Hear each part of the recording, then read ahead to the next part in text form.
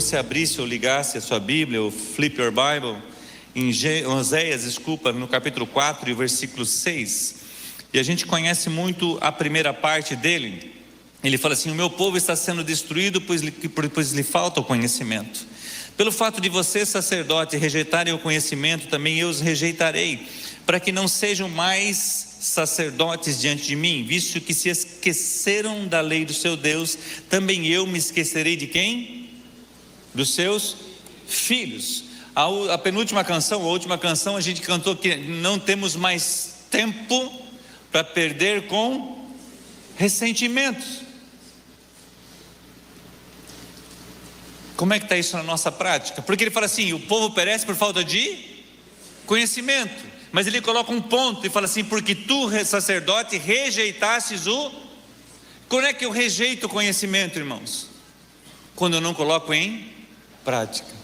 Então eu canto que eu rejeito certo ressentimento, mas se alguém me fere, alguém me machuca, a gente dá lugar para o ressentimento, sim ou não, irmão?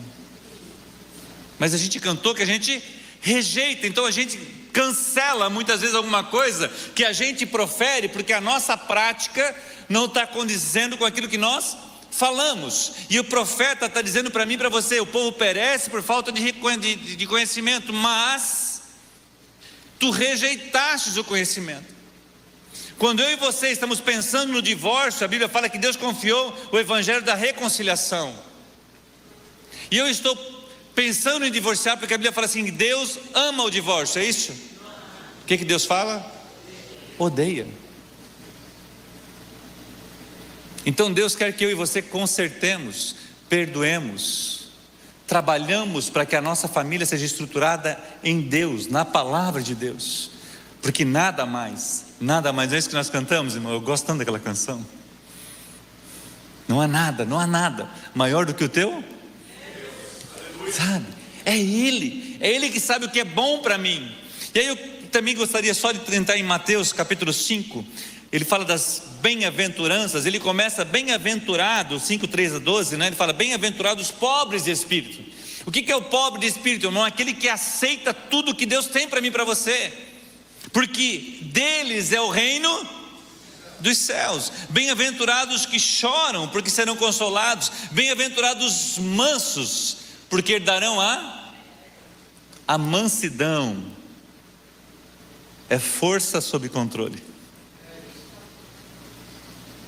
Manso não é aquele que aceita tudo. Manso é aquele que sabe exercer a força no tempo certo, da forma correta. Ser manso. Moisés foi considerado o homem mais manso que pisou sobre essa terra, mas teve um momento que ele eliminou uma boa parte do povo, porque o povo pecou. Ou seja, ele sabia quando executar a sua força. Então não é os valentões que ganham a terra, são os mansos. E ele fala que os pacificadores, irmãos, eu não vou me deter em todos eles, porque eu quero eu vou falar sobre 10 paradas nesta manhã, na busca de uma vida cristã integral. Mas os pacificadores, irmãos, eu e você homem, você mulher, nós precisamos ser homens de paz e mulheres de paz.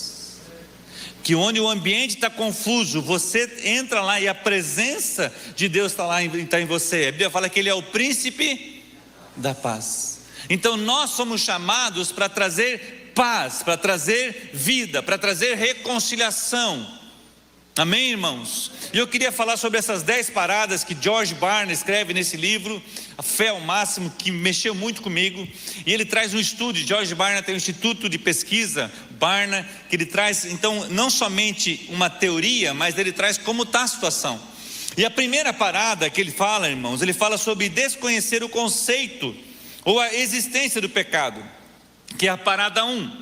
Lá em Tiago capítulo 1, 12 a 15, a Bíblia fala assim: bem-aventurado é aquele que suporta com perseverança a aprovação, porque depois de ter sido aprovado, receberá a coroa da vida, a qual o Senhor prometeu aos que o amam. Ninguém ao ser tentado diga: sou tentado por Deus, porque Deus não pode ser tentado pelo mal e Ele mesmo não tenta ninguém.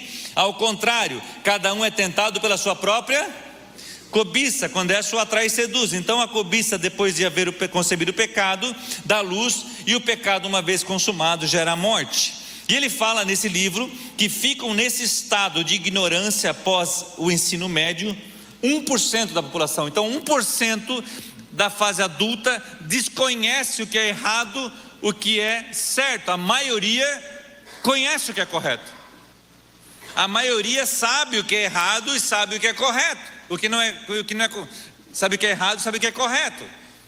Só que o que acontece? A cobiça, ela vem, e a gente coloca quem em primeiro lugar? Nós mesmos. E se eu não reconheço, eu fico nessa parada. Por isso que ele fala como parada. Eu estou dando uma resumida naquilo que a gente tem para trabalhar. A parada número 2, irmãos, é ter a consciência do pecado e ficar indiferente a ele. Olha só, o pecado vem da nossa cobiça. Aí ele fala, porque a ideia é levar-nos a ter uma vida integral. Ou seja, eu não sou só crente aqui dentro do templo. Eu sou crente no meu trabalho, eu sou crente quando eu estou passeando, eu sou crente quando eu estou no trânsito, eu sou crente quando eu estou devendo, eu sou crente quando eu estou na abastança. Está me entendendo? Porque é um cristão integral. Por isso que Paulo fala assim: eu aprendi a estar contente em toda e qualquer situação. De tudo e de todas as coisas já tenho experiência, tanto de fartura quanto de fome, abundância como de escassez, tanto ser honrado como ser desonrado. Aí ele termina: posso tudo, por quê? Porque é Ele que me fortalece. Você está me entendendo? Não são as situações que determinam quem nós somos, é Ele que determina quem nós somos. E aí ele fala assim: o que é? Ter a consciência do pecado e ficar indiferente a ele. À medida que a vida procede, a maioria das pessoas toma contato com a ideia do pecado. Está cheio de pessoas que têm conhecimento intelectual do sentido do pecado, mas não o aceitam como válido ou relevante. Eu sei que eu tenho que perdoar, mas eu não perdoo. Eu tenho a consciência do pecado. E ele fala: 16% do público adulto para nessa parada. A parada número 3, ele fala: preocupa-se com as implicações do pecado pessoal. As pessoas, quando vão além da mera consciência do pecado, chegam nessa parada. As perguntas são: e se o pecado ofender realmente a Deus? E afetar a minha vida em relação à qualidade? E se meus amigos cristãos estiverem certos? As pessoas motivadas por esses temores e preocupações começam a explorar as implicações de várias respostas que podem ser implementadas em relação ao pecado. 39% das pessoas ficam nessa parada. Então a preocupação não é agradar a Deus. A preocupação não é honrar ao Senhor Jesus. A preocupação é: quais implicações que isso pode me levar? Está entendendo que a parada 2 e a 3 elas têm muita semelhança? Porque primeiro eu sou indiferente, certo? Mas agora eu entendi, mas espera aí, eu consigo administrar isso. Todo mundo está falando para você não fazer, a Bíblia está dizendo para você não fazer, mas você está pensando nas implicações: eu acho que eu consigo administrar isso. E aí você toma decisões à parte da vontade de Deus. Irmãos, George Barna fala que 39% da população adulta. Posso tomar essa água, pastor?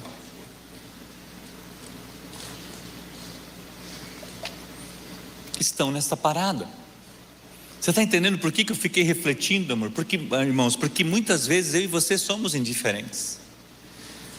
Muitas vezes eu e você estamos pensando na implicação daquilo que pode acontecer, em vez de nos preocupar que o temor de Deus, que a graça do Senhor, que o favor do Senhor, que foi estendido a mim, agora eu temo Ele tanto que eu não quero fazer aquilo.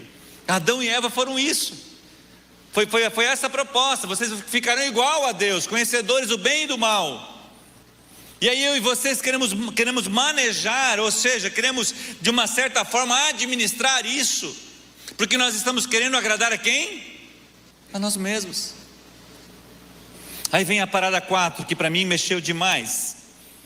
Parada 4 fala o seguinte: confessar os pecados e pedir perdão para que Jesus seja nosso Senhor e nosso Salvador. Após a profissão de fé, a parada seguinte, que é a 5, depende do que causou a imersão dessas pessoas na experiência da salvação da parada 4. Uma vez que a jornada nem sempre é uma aventura progressiva e linear, alguns indivíduos consideram essa parada como um pináculo da sua vida espiritual e permanecem aqui por muito tempo. População de adultos, 9% fica nessa parada. E essa aqui mexeu muito comigo, porque, irmãos, dos princípios que nós, como Universidade da Família, trabalhamos, é o princípio de Tiago 5,16 e 1 João 1,9. Confessa a Deus para ser perdoado e confessa às pessoas, aos homens, para ser curado. Só que aqui George Barna está falando que essa é a parada 4 de 10. Por quê? Porque quando eu confesso o meu pecado, a Bíblia fala que Ele é fiel e justo e nos perdoa de todo nosso pecado. Nós estamos lavados, redimidos, é uma nova criatura. Quando eu confesso meus pecados uns aos outros, eu sou curado. A Bíblia fala que aquele que esconde as suas transgressões não prospera. E a gente não esconde de Deus, irmãos, a gente esconde na horizontal, não na vertical. Então eu preciso abrir o meu coração. Só que agora, quando eu abro o meu coração, o que acontece? Eu sou totalmente lavado. A Bíblia fala que o sangue de Jesus Cristo nos purifica de todo pecado. A casa está limpa. E agora o que eu faço? Se eu penso que isso é o pináculo, então eu acho que eu não preciso fazer absolutamente mais nada. Mas a Bíblia fala assim, que Deus vai lá e limpa a casa, e o diabo vai embora. E se ele volta para aquela casa e encontra a casa limpa, o que ele faz? Ele volta com mais 7 demônios. Então, se a casa está limpa, agora o que eu tenho que fazer, irmãos? Eu tenho que encher ela com tudo aquilo que é bom, que é agradável. Eu preciso me encher da palavra de Deus, eu preciso me encher daquilo que Deus agrada. Deus se agrada, está me entendendo, irmãos? Porque a casa está limpa, como se você mudasse para uma casa nova e a casa está vazia. Aqui é diferente, né? Porque a cozinha já vem pronta, né? E tal, mas no Brasil a casa é vazia. Você tem que imobiliar a cozinha, você tem que imobiliar o quarto, você tem que colocar os sofás, você tem que colocar a televisão, som, sei lá, tudo que você quer colocar na sua casa. Por quê? Porque agora a casa está limpa, Jesus nos lavou, nos regenerou. É uma nova criatura, essa nova criatura precisa ser alimentada com as coisas de Deus. Então a minha mente era do mundo, mas agora a minha mente é de Cristo Jesus, e eu vou encher a minha vida com tudo que é bom. Eu não quero perder um culto, não quero perder um grupo pequeno, não quero perder um estudo da palavra. Agora todo dia eu quero me encher da palavra. Eu acordo, eu vou ler a palavra, eu vou ler bons livros, eu vou buscar encher a minha mente, encher o meu coração com tudo aquilo que é bom. Você está me entendendo? Então que ser lavado, ser limpo, ser perdoado não é o final, mas é uma parte de um processo. Porque a Bíblia fala que vão e deem frutos. Por isso que eu li Oséias 4:6. Por quê? Porque se eu sei o conhecimento e eu não pratico, a Bíblia fala que os meus filhos sofrerão a consequência. Então se eu faço e eu pratico, os meus filhos vão receber a boa consequência. Você está me entendendo? Aqui nem a Bíblia fala assim, que as más conversações corrompem os bons. Então as boas conversações trazem o quê? Bons costumes. Por isso que muitas vezes, quando eu e você entregamos a vida para Jesus, nós precisamos mudar algumas amizades. Porque se aquela amizade está me levando para longe de Deus, eu tenho que eu tenho que cortar. Por quê? Porque não pode fazer parte da minha vida.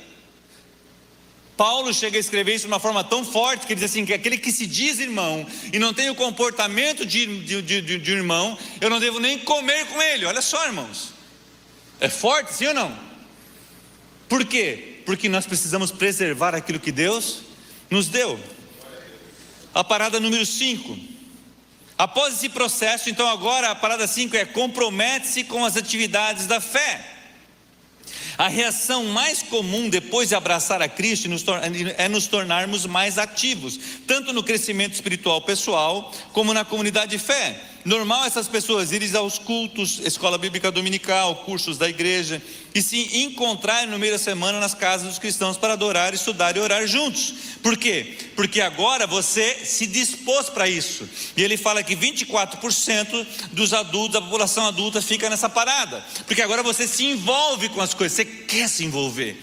Irmãos, é importantíssimo você se envolver com as coisas de Deus.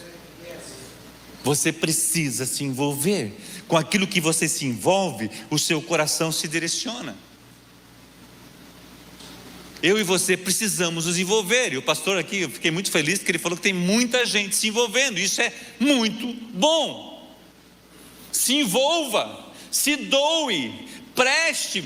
Poxa, como eu gostaria de estar aqui dia 26. Olha que coisa gostosa, a igreja se reunir, a comunhão do corpo de Cristo, a família de Deus, é o corpo de Cristo reunido para uma noite de gratidão. Lá na UDF, toda quarta-feira nós fazemos o nosso devocional, e toda primeira quarta-feira do mês é a quarta-feira da gratidão, onde cada um agradece por aquilo que Deus fez no mês passado, agradece porque nós chegamos naquele mês, e aí é aberto para todos os colaboradores poderem falar algo que Deus fez e adorá-lo, porque um coração grato honra a Deus. Então nós precisamos ter gratidão. Parada 6, irmãos: vivenciar um longo período de descontentamento espiritual. Isso aqui eu achei muito interessante. Depois de anos de envolvimento na fé cristã, a maioria das pessoas entra em um estado de coma espiritual. A fé transforma-se em uma série de rituais, rotinas, recitações, regras, relacionamentos e responsabilidades. Os objetivos espirituais dessas pessoas, sem que elas se deem conta, também sofrem um relaxamento, pois elas já não exercitam os músculos espirituais. Em vez de continuar nutrindo a paixão por aproximar-se de Deus, elas se sentem confortáveis com as experiências que já têm. No entanto, algumas pessoas percebem dentro de si um descontentamento santo, um tipo de murmuração silenciosa e discreta perturba sua relação de fé. É nesse ponto da peregrinação que elas têm de fazer escolhas monumentais. Por que eu faço o que eu faço? O que esse incômodo significa em meu coração? O que Deus tem a mais para mim? Nesse momento que cristãos sérios fazem perguntas certas por causa da fome espiritual, mas também ficam mais suscetíveis ao ceticismo, à dúvida e à frustração. A maioria dos cristãos que chegam à parada 6 abandonam a investigação assim que percebem o compromisso e o custo de ir adiante na jornada para a integridade. Uma pequena parte decide criar coragem e rejeita a experiência cristã normal, fundamentando-se na confiança de que Deus lhes reserva algo melhor caso se comprometam a contemplar essa árdua jornada. Essa fase reflete os estágios iniciais da integração, a união e o equilíbrio entre o coração, a mente, a ação e o espírito. 6% da população ficam nessa parada. Aqui mexeu muito comigo, irmãos, porque você é lavado por Deus, agora você se envolve. Só que se você não exercer os músculos espirituais, quais são os músculos espirituais, irmãos?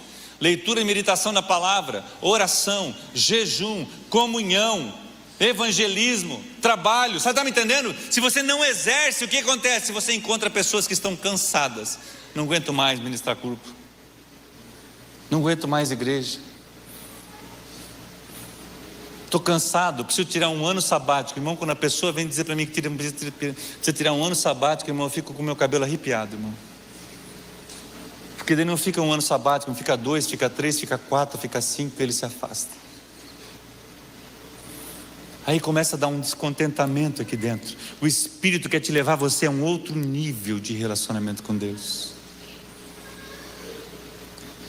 E você quer fazer, Senhor, o que é isso? E você começa a fazer uma investigação. E eu comecei a lembrar, a Gladys e eu, nós trabalhávamos, éramos de Joinville, e éramos muito envolvidos nos grupos pequenos. Amava, eu gostava tanto que eu cheguei a ministrar, eu com a Gladys, 5 grupos na semana.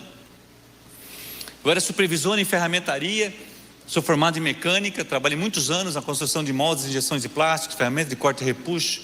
Era um especialista nessa área. E aí, na igreja, a gente era voluntário e trabalhava com vários grupos da Universidade da Família. Por quê? Porque Deus transformou a nossa vida. Aonde Deus nos deu sabedoria para muitas áreas da nossa vida foi dentro dos grupos pequenos. Fiz o curso do Crown em 2002, fazem 23 anos que Gladys e eu não temos dívidas, porque aplicamos os princípios de Deus. Quando a nossa filha nasceu, nós fizemos o curso de educação de filhos à maneira de Deus, aonde que ensina você transmitir de uma criança obediente para uma criança responsável, para uma pessoa responsável. Você está me entendendo? Então a gente foi aprendendo isso foi tão grande. Quando eu fiz o Homem ao Máximo, foi uma transformação tão grande, irmãos, na minha vida, que daí Deus me tirou da minha profissão, e aí começou esse descontentamento, começou isso. Eu estava trabalhando numa empresa maravilhosa, lá em Brusque, Santa Catarina, um salário excelente. Na época eu ganhava R$5.000 por mês, era um bom salário, uma prospecção, eu ia recebendo um bom aumento, estava assim projetando. E aí eu fiz uma oração, eu e a Gladys: Deus, nós queremos entregar a nossa vida ao Senhor, nós queremos entregar tudo ao Senhor. Passou 6 meses, a empresa me demitiu, irmão, sem nenhum motivo. Eu tinha feito tantas coisas na empresa, tinha um molde de injeção que a gente custava R$40.000 para fazer cada cavidade, e o molde tinha 4 cavidades, e eu consegui fazer um molde inteiro por R$40.000. O dono da empresa de 1.000 funcionários me chamou na sala dele para saber o que aconteceu, porque Deus me usava de uma forma especial. E aí isso acontece, irmãos. E Gladys e eu vamos para o jejum e vamos para a oração. E para resumir a história, para mim não alongar, 1 ano e meio depois, porque eu fiquei brigando com Deus, podia ter sido mais rápido, mas eu fiquei brigando com Deus, que eu queria continuar como voluntário. Deus me traz para a Universidade da Família. E sabe qual que foi a proposta do salário do Sr. Jorge, irmãos? R$2.200 por mês. Hoje eu olho para trás e falo assim: foi loucura. Sabe, pastor Cleves, como é que eu aceitei aquele negócio? Aqui esse descontentamento. Você não olha mais o recurso, você olha o propósito. Você está me entendendo? Se eu estivesse em ferramentaria, eu não sei se eu estaria aqui, mas Deus nos trouxe para cá, porque os planos dele são mais altos que os nossos planos, os pensamentos dele são mais altos. Agora, por que ele fala aqui do ceticismo? Porque você às vezes vem aquilo que Deus quer fazer e você é cético, você não solta, você não larga a sua vida nas mãos dele. O Sr. Jorge compartilha que quando ele fez essa oração de entregar a sua vida, ele com a dona Márcia foram para um retiro espiritual, só ele e ela num hotel, para ouvir o que Deus tinha. E aí eles foram para o hotel e tinha uma cascata, tinha um negócio de água lá, esqueci o nome agora, ok? E ela ficou embaixo e ele ficou em cima, sabe, pastor? 30 minutos depois ele volta para a dona Márcia e fala assim: podemos ir embora, Deus já falou comigo. Mas o que Deus pediu? Deus pediu tudo. E eu entreguei tudo, inclusive você, os nossos filhos, a nossa vida, o meu cargo. Ele era diretor da empresa familiar, da empresa do pai dele, ele era diretor industrial. Passou um tempinho, quando chega, os irmãos nunca tinham feito uma reunião. Eles fazem uma reunião e demitem o seu Jorge e o seu Giro.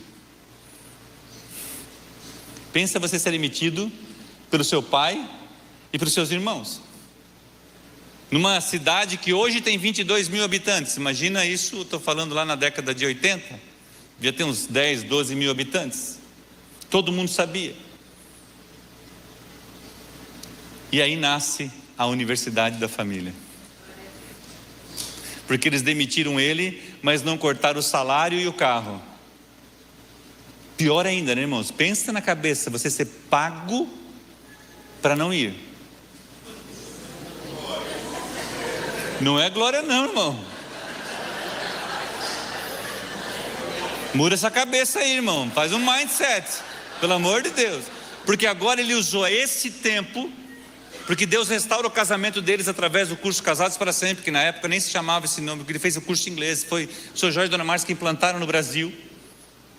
E aí ele começa a ajudar outros casais. 5 anos depois, ele está no local, alguém dá uma visão para uma pessoa que chega assim: Sr. Jorge, eu vejo 1:05, é 5 irmãos, eu vejo o relógio 1:05. O Sr. Sunji, o pai deles e a mãe deles ficam em uma situação complexa, porque o japonês, ele honra demais os pais. Todo domingo eles iam almoçar junto. Pensa, Rafael, todo domingo almoçar junto, naquele clima. Diz que não tinha uma palavra, só o barulho dos talheres. 5 anos.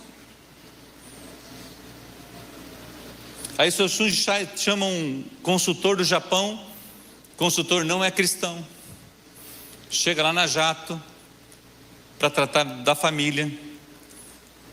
Sabe o que ele traz, irmãos? 1 Coríntios 13. O cara não é cristão.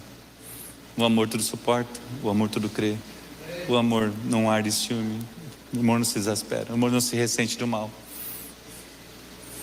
Para simplificar a história, eles se perdoam. Tem uma foto lá dos 5 irmãos colocando a mão, se perdoam, que eles iam ficar juntos independente de qualquer situação. Sabe o que acontece, irmãos? Tem uma nova reunião e os 5 irmãos escolhem o seu Jorge como presidente da holding. E muitas viagens que a gente fez junto, ele fala assim: Marcos, eu tive muitas oportunidades de me vingar, mas eu resolvi perdoar. Você está entendendo, irmãos? Eu e você precisamos entender que para ir para a próxima parada, eu tenho que soltar a minha vida nas mãos dele. Porque senão você fica naquela rotina que você pensa que eu não tenho que fazer porque eu tenho que fazer. Não, você precisa fazer porque Ele está pedindo para você fazer. Você está me entendendo? Aí vem a parada número 7. Vivenciar um quebrantamento pessoal. Enquanto os cristãos mergulham nesse novo compromisso, Deus os encontra e os confronta com a percepção de que ainda confiam muito em si mesmo e jamais enfrentar as implicações de seus pecados. Confessá-lo é uma coisa, mas sentir peso do pecado e lidar com as consequências do pecado confessado em seus relacionamentos com Deus santo e amoroso é uma outra coisa bem diferente.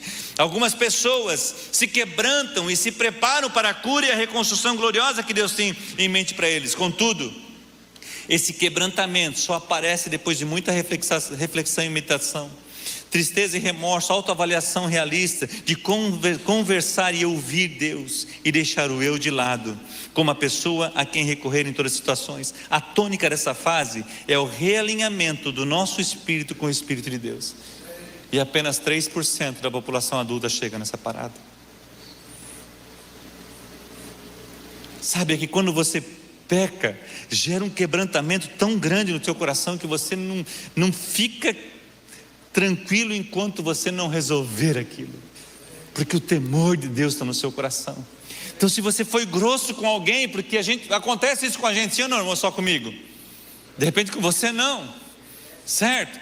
Mas eu fui lá e fui grosso. Quantas vezes eu fui lá grosso com alguém na UDF, aí eu vou para a minha sala, aí o Espírito Santo fala assim: volta lá. Lá vai o Marcos, descendo o morro da Vossa Avelina. Por quê? Porque nós não podemos, não tem mais espaço para ressentimento. Está entendendo? Porque gera um quebrantamento. Você falou, você viu, você agiu, ou você deixou de agir. Enquanto você não resolve essa situação, o seu coração está inquieto. Por quê? Porque tem a presença dele e você não quer desagradá-lo. Então gera um quebrantamento profundo, onde que você se joga aos pés de Jesus e fala: Senhor, eu pequei contra ti, me ajuda a resolver essa situação. Parada 8. Decidir entregar-se e submeter-se totalmente a Deus é uma dependência radical. Eu gosto muito desse negócio aqui. Por isso que eu falei para vocês, não que eu tenha chegado, por favor, irmão, mas eu estou buscando isso aqui. Por isso que eu comecei dizendo para você: eu não cheguei, mas eu quero chegar. Sabe, naquele ponto onde que se eu fizer alguma coisa, eu já me quebrando. Agora ele fala assim: é uma dependência radical. Ou seja, você não faz absolutamente nada se não for dirigido por Ele. Você não levanta o seu acampamento enquanto a nuvem não subir. Você não compra se não for da vontade dEle. Se você não vende se não for da vontade dEle, você não faz nada. É uma dependência radical. Aí eu gosto da diferença entre Jacó e Moisés. Jacó fala assim para Deus: não vou te largar enquanto não me abençoares. E muita gente gosta mais de Jacó. Eu prefiro Moisés. Senhor, eu não saio daqui se tu não fores comigo. Eu não quero o teu anjo não, Senhor, eu só saio daqui se o Senhor for comigo. Você está me entendendo? Não que Jacó não foi abençoado, irmão, não é isso que eu quero, mas eu queria que você dizer que muitas vezes a gente contenta com a bênção, mas Moisés falou assim: Senhor, eu já tive contato, eu já vi você face a face, o meu relacionamento, nada mais importa, eu não saio daqui se não for contigo. Sabe, é uma dependência radical, irmão, aonde você deixa de lado a sua vontade. Jesus ora 3 vezes: Pai, se for possível, passa de mim esse cálice, mas que não seja feito a minha vontade, mas a sua vontade. E muitas vezes a vontade de Deus não é a minha e a sua vontade. Parada 9. Desfrutar uma profunda intimidade com Deus e o amor pelo Senhor. Deus a certa altura abençoa-nos sobrenaturalmente, com a capacidade de conhecê-lo tão profundamente que é difícil pôr isso em palavras. O cristão vivencia níveis até então desconhecidos de alegria, sabedoria e paz. O envolvimento em uma comunidade de fé assume um novo sentido. O investimento nessa comunidade muda totalmente de figura. A vida ganha uma nova profundidade. O autoexame acontece com lentes distintas. A vida é apreciada como uma dádiva de formas surpreendentemente diferentes. Acordar todas as manhãs torna-se repetitivamente algo mais satisfatório e empolgante. Ser uma nova criatura tem um sentido que antes jamais poderia ter sido compreendido. E apenas 0,5% da população adulta chega nessa parada. Você acorda e a primeira coisa que você quer fazer é agradecer a Ele. Tudo que você faz é por causa dEle. Sabe, irmão, eu viajo bastante, e quantas vezes eu sento à mesa e as pessoas nem agradecem mais pelo alimento. Você já pensou, eu e você hoje levantamos, fomos ao banheiro sozinhos, sim ou não? Nos lavamos, tomamos um café. Só que isso já é tão normal que a gente deixa de ser grato. E essa parada, ele está dizendo que é um nível de relacionamento com Deus, irmãos, que você não consegue fazer uma outra coisa antes do que orar. Você está lá na cama, você vai abraçar sua esposa. Nós fazemos isso todo dia, né, amor? Eu coloco ela aqui no meu peito e a gente ora junto. A gente gasta um tempo orando. Porque, irmãos, eu só estou aqui por causa dele. Você está me entendendo, irmão? Nós precisamos entender que a nossa vida espiritual não se resume ao templo. Quantas experiências, Gladys e eu temos tido de orar pelos garçons. Aqui eu não faço porque orar em inglês para mim é um desafio enorme, né, irmão? Já falar inglês é complicado, orar em inglês é mais complicado ainda para mim, né? Ainda vou chegar lá nesse nível. Mas, irmão, você é um canal de Deus. Esses dias eu fui lá para São Luís do Maranhão, irmão, fui jantar num lugar lá, peguei a mão do cara, o cara me levou num restaurante top, lá uma churrascaria top. Aí eu peguei na mão do garçom e falei assim: sabia que Jesus ama você? E segurei a mão firme dele, sabe, pastor? Ele olhou para mim: pois é, eu estou afastado dos caminhos do Senhor. Eu falei assim: cara, eu não vim aqui comer um churrasco, eu vim aqui por causa de você. Irmão, são tantas experiências que nós temos. Sabe por quê? Porque todo lugar que você vai, você é para ser resposta para alguém. Esses tempos atrás, faz um tempinho já, a Gladys começou a passar mal lá domingo em casa. E aí começou a passar mal, eu tive que levar ela lá para Marília, na Santa Casa. Eu falei: Deus, eu não estou entendendo, Senhor, hoje é domingo, é para mim descansar, o que eu estou fazendo aqui? Senhor, me faz, hoje eu queria descansar, Senhor, não quero ir para o hospital. Aí chegamos lá, a Gladys foi atendida. Quando eu chego lá, tem um jovem que bebeu a noite inteira, estava com medo porque o seu pai vinha. E aí eu comecei a ter um tempo com ele, conversar, orar com ele. Aí a enfermeira olhou vendo, fazendo aquilo: por favor, pode pegar o consultório do médico ali, ó. Não tem ninguém, usa o tempo que for. Chegou a mãe do menino, a Gladys já começou, encostou na mãe do menino e começou a ministrar o coração da mãe do menino. Por quê, irmãos? Nós precisamos entender para onde que Deus está nos levando.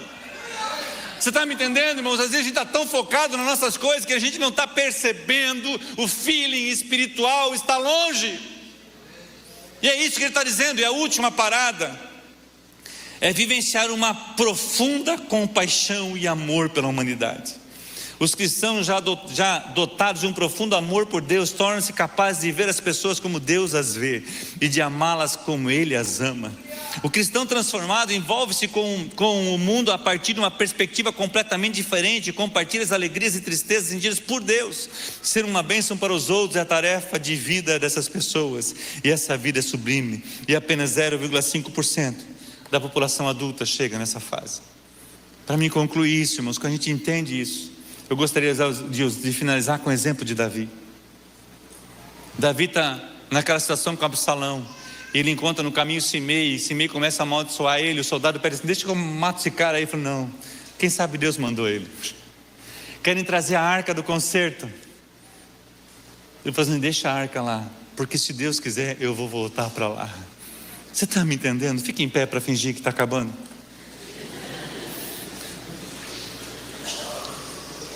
Você está me entendendo, irmãos? Ou seja, nada mais importa. Não há nada mais importante do que o teu amor, do que o nosso Deus. Eu não tenho tempo para ressentimento.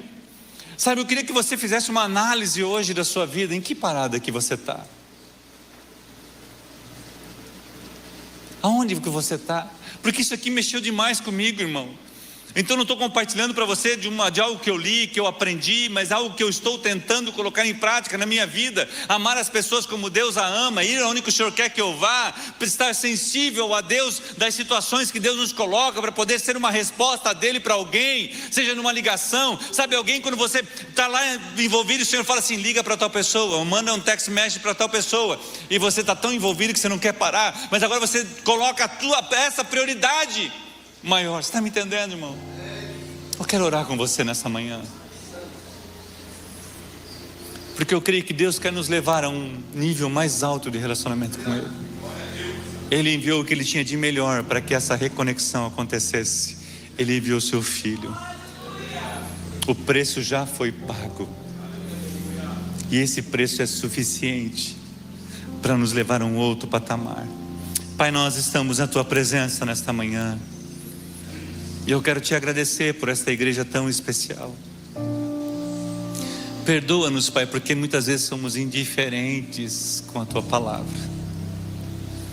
Perdoa-nos porque nós muitas vezes somos levados pela nossa própria cobiça, Senhor.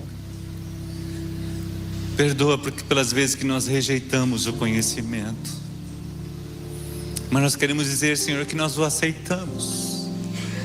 E nós pedimos a ajuda do Teu Espírito Santo para colocar ele em prática, para que os nossos filhos e as nossas gerações sejam abençoadas pela nossa paternidade, pela maternidade das mulheres, para que as nossas famílias sejam fundamentadas em Cristo, e a Tua palavra tenha realmente o valor que ela tem para nós, Pai. Ó Deus, ajuda-nos a morrer para nós mesmos e a viver para glorificar o Teu nome. Tenha misericórdia de nós, Pai. Tenha misericórdia de nós por termos nos envolvido com aquilo que tem nos afastado do Teu propósito. Alinha, esquadrinha, endireita as nossas veredas, para que a nossa vida glorifique o Teu nome. Eu quero abençoar esse povo aqui, Senhor, nesta manhã, e fazê-lo em nome de nosso Senhor e Salvador Jesus Cristo. Amém. Amém.